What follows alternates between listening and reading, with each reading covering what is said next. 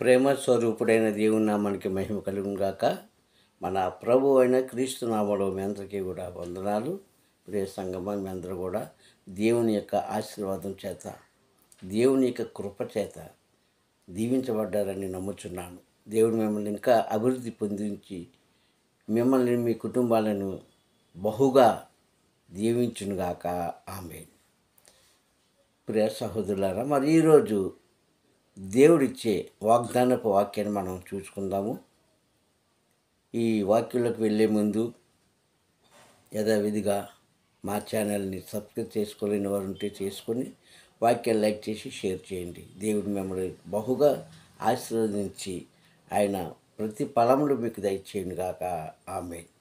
ఇక ఈరోజు వాక్య సందేశం చూసినట్లయితే, మార్చుకున్న జీవితం, మార్పు చెందింది కాదు, మార్చుకున్న జీవితం అన్న అంశం మీద మనం దేవుని యొక్క వర్తమానాన్ని జ్ఞాపకం చేసుకుందాం. ప్రైజ్ ద లార్డ్, హల్లెలూయా. ఇక వాక్య సందేశంలోకి వెళ్తే, ప్రియ సంగమ, ఒక మనిషి పాడైపోవడానికి ఎవరు కారణము? నీవే. కానీ మనం ఏం చేస్తామంటే ఈ నెపము ఎదటి వారి మీద వేస్తాం. తప్పు.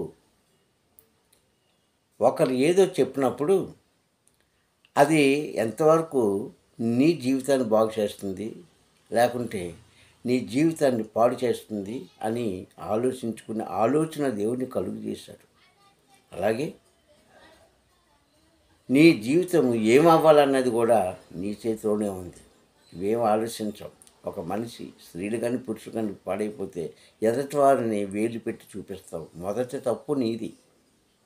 ఇది ఖచ్చితంగా నేనన్న మాట కాదు, గ్రంథంలో ఉన్న మాట మీకు చెప్తున్నా.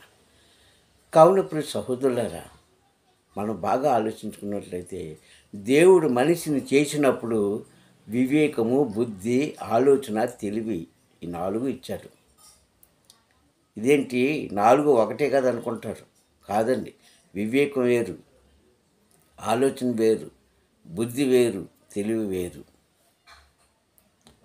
ఇవన్నీ కూడా దేవుడు ఆదిలోనే ఎవరికిచ్చాడు? ఆదం బిడ్డలకి ఇచ్చాడు. కానీ కయ్యేను యొక్క బుద్ధి ఎందుకు మారిపోయింది? దేవుడు చెప్పాడా వెళ్ళి మీ తమ్ముడు చంపేమని? ఆ ఆలోచన దేవుడు ఇచ్చాడా? లేదు. మొదటిసారిగా మానవుని యొక్క హృదయంలో ఆ బీజము వాడే వేసుకున్నాడు, ఇంకెవరు వేయలే.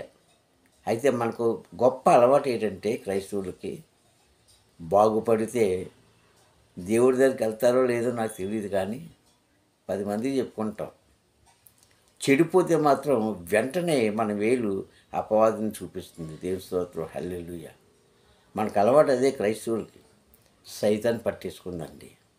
అపవాది మమ్మల్ని పీడిస్తుందండి. ఎందుకు పీడిస్తుందని ఒకసారి ఆలోచించుకుంటే ఇందులో నీ తప్పు చాలా మట్టుకుంటుంది.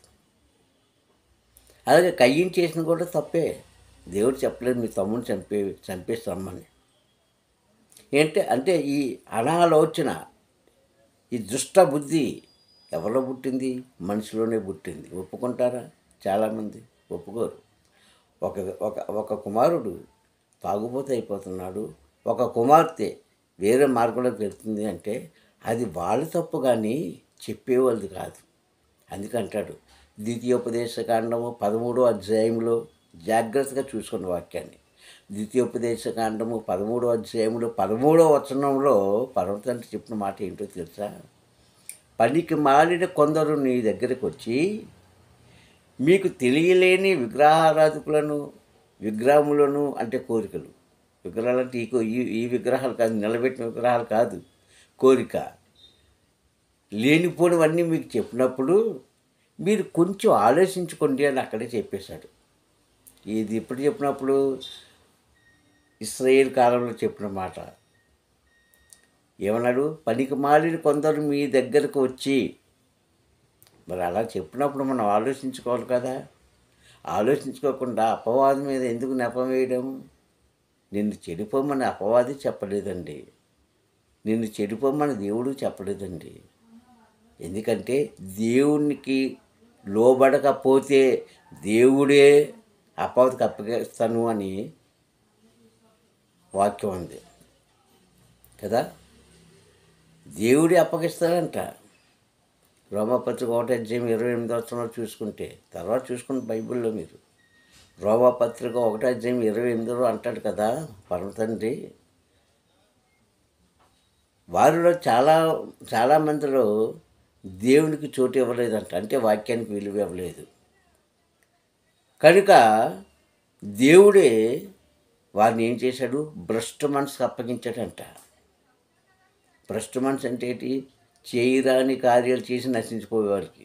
ఎవరైనా అపవాది. దేవుడు అప్పగిస్తాడు కానీ అపవాది నీ దగ్గరికి రాదు. ఎందుకు అప్పగిస్తున్నా అంటే ఇదిగో ఇలాంటి అనాలోచన ఉండబట్టే.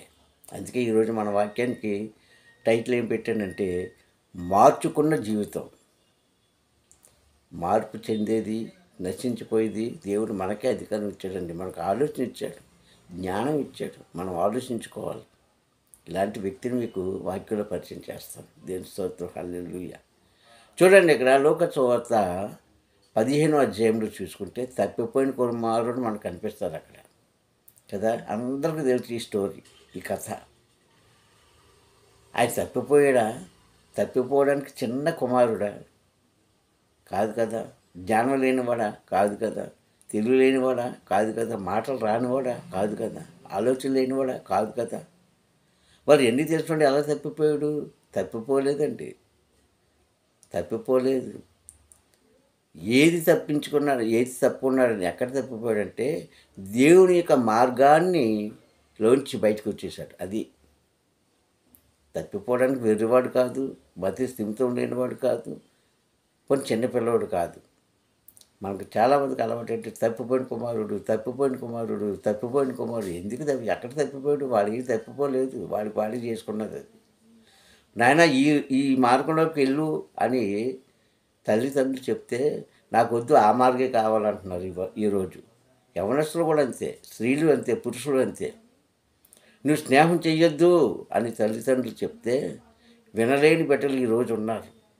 తల్లి చెప్పారా, మీరు దారి తప్పకుండా అని? పాపం చేయమని చెప్పారా?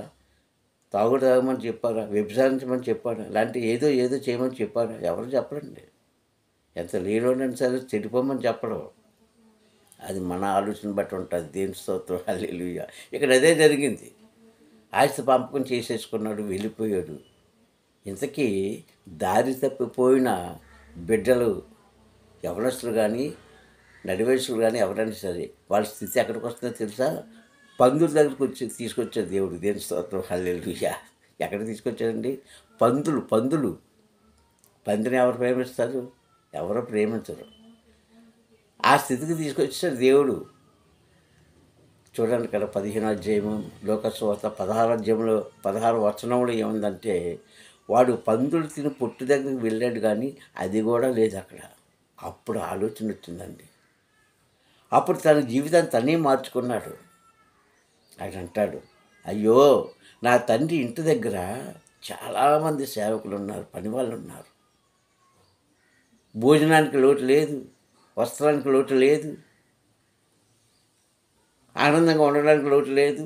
కానీ నాకు ఇందుకీ స్థితి. మార్చుకున్నాడు తన జీవితాన్ని. దేవుని స్తోత్రం, హల్లెలూయా. మార్పు చెందడం కాదని మార్చుకున్నాడు వాడు. ముందు బయటికి వెళ్ళిపోతానని మనసు మార్చుకున్నాడు, వచ్చేసాడు, నష్టపోయాడు. ఇప్పుడు మళ్ళా మార్చుకొని పశ్చాత్తాపడుతున్నాడు. ఇదే కోరుతున్నాడు దేవుడు.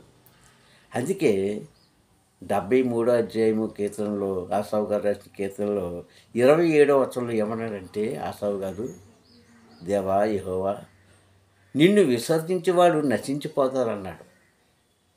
ఏమన్నాడు? దేవా, నిన్ను విసర్జించిన వాడు, అంటే నిన్ను విడిచిపెట్టి దూరంగా వెళ్ళిపోయిన వాడు, నీవు అక్కర్లేదనుకున్న వారు, స్త్రీలు కానీ పురుషులు కానీ, వారు నశించిపోతారని ఖచ్చితంగా చెప్పాడు. దావీదు గారు కూడా పాపం చేశాడు. కానీ విచిత్రం ఏంటంటే తన పాపాన్ని తను సరి చేసుకున్నాడు. విడిచిపెట్టి వెళ్ళిపోయాడు, నశించిపోయాడు దావీదు. మళ్ళా ప్రభు దగ్గరికి వచ్చాడు. కనుక ప్రియ సంగమా, ఈ తప్పిపోయిన కుమారుడు విషయంలో చూసుకుంటే మనసు మార్చుకున్నాడండి. ఓ క్రైస్తవులారా, ఈరోజు మీ మనసు మార్చుకోండి, దేవుడు ఆశీర్వదిస్తాడు. మీరు అలవాట్లు మార్చుకోండి, దేవుడు దీవిస్తాడు. అయ్యో నా తండ్రి దగ్గర అనేకమైన పనివారు ఉన్నారు, చక్కగా భోంచేస్తున్నారు, చక్కగా ఉంటున్నారు, కానీ నాకేంటి గతని అప్పుడు పడుకొని అంటాడు కదా 18వ వచనంలో, ప్రభువా తండ్రి, నేను ముందుగా పరలోకమందున్న దేవునికిని తర్వాత నీకు కూడా ద్రోహం చేసినయ్యా అని పశ్చాత్తాపంతో ఆయన ప్రార్థించి ఏడ్చాడండి ఆ రోజు రాత్రంతా. నేను వెంటనే ఉదయాన్నే లేచి నా తండ్రి దగ్గరికి వెళ్ళి నేను ఆయన పాదాల మీద పడతాను. పోన్లే పనివాడిలో ఒకడిగా ఉండడానికి కూడా నేను అర్హుడిని కాను, కానీ ఎక్కడో కానీ ప్రేమ ఉంటుంది కదా అని చేసిన తప్పులన్నీ కూడా తలంచుకొని ఏడ్చి కన్నీరు కార్చి అక్కడ అంటాడు, నేను ముందుగా దేవుడికి ద్రోహం చేశాడు. ఎంతమంది చేస్తున్నారండి ఈ ప్రార్థన ఈరోజు? లేదు. నష్టపోతే అపవాది, లాభం వస్తే ఏమో దేవుడు ఆలయానికి వెళ్తున్నాం లేదు నాకు తెలియదు, కానీ నష్టపోతే మాత్రం అపవాది. తప్పు. నీ బాగుపడాలన్నా చెడిపోవాలన్నా నీ చేతిలోనే ఉంది. ఒక వ్యక్తి ఇది విషము, ఇది తాగే అని చేతికి ఇచ్చారనుకోండి, విషం బాటిల్ తీసుకొచ్చి పాయిజన్ తీసుకొచ్చి నీ చేతికి ఇచ్చారనుకో, వాడు చెప్తాడు ఇది విషము, నువ్వు తాగు అంటే నువ్వు తాగుతావా? తాగు. ఎందుకు? వాడు ముందుగా చెప్పాడు కనుక. పైగా నీకు తెలుసు కనుక, ఇది తాగితే నేను చనిపోతానని తెలుసు కనుక అది తాగు. అలాగే మంచి చెప్పిన మాటలు మీరు ఎక్కించుకోక మనసులోకి, మీరు మీ మట్టుకు మీరే నీ ఇష్టానుసారంగా తిరుగుతూ నష్టపోయిన తర్వాత ఇదిగో ఈ ఈ ఈ యొక్క స్థితికి వస్తారు. ఈ స్థితికి వస్తాడు ఎక్కడికి? పందులు తిని పొట్టు దగ్గరికి. ఎంత హీనమైన జీవితం అయ్యా! అలా పెట్టాడు దేవుడు నిన్ను. చక్కగా ఏదో తోట ఇచ్చి, రకరకాల పళ్ళు ఇచ్చి, ఏంటి ఇంత బాగా నిన్ను దేవుడు చేస్తే పందులు తిని పొట్టు తినమని చెప్పాడు ఆ దేవుడు. ప్రియ సహోదరులారా, ఈ వాక్యం వింటున్న మీరు ఎక్కడ ఏం పొరపాటు చేశారో, ఎక్కడ మీరు దారి తప్పిపోతున్నారో, మీరు తప్పిపోయిన దాన్ని మీరే సరి చేసుకోండి. అది మీ చేతుల్లోనే ఉంది. ఇక్కడ కుమారుడు అదే చేశాడు. అయ్యో ప్రభువా, నేను నీకు ద్రోహం చేశాను, నా కన్న తండ్రికి ద్రోహం చేశాను, ఇక నేను వెళ్ళి నా తండ్రి దగ్గర క్షమాపణ కోరుకుంటాను అని కోరుకున్నాడు. తండ్రి ప్రేమ విందు చేశాడు. ఏంటండి? నూతనమైన విందు చేశాడు. పరలోక రాజ్యంలో నీ మనసు మార్చుకుంటే, నీ జీవితాన్ని మార్చుకుంటే నూతనమైన విందు చేయడానికి పరమ తండ్రి సిద్ధంగా ఉన్నాడు. ప్రార్థించుకుందాం. మహాగణుడు అనే తండ్రి వందనములు. ఈ సమయంలోని వాక్ ద్వారా మాతో మాట్లాడి హెచ్చరించావయ్యా, నీకు స్తోత్రం. నిజమేనాయన, మేమందరం కూడా పాపులమే. ఈ పాప మార్గంలోకి నీవు కాదు, అపవాది కాదు, మా అందరం మేమే వెళ్ళాము. అయితే ఇప్పుడు మార్చుకున్నాడు తండ్రి.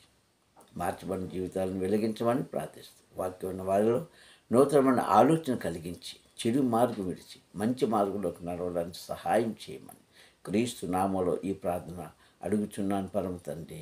ఆమేన్, ఆమేన్, ఆమేన్. మీ అందరికి మరొకసారి ప్రభు నామములో వందనాలు. దేవాది దేవుడు మిమ్మల్ని దీవించి ఆశీర్వదించుగాక. ఆమేన్.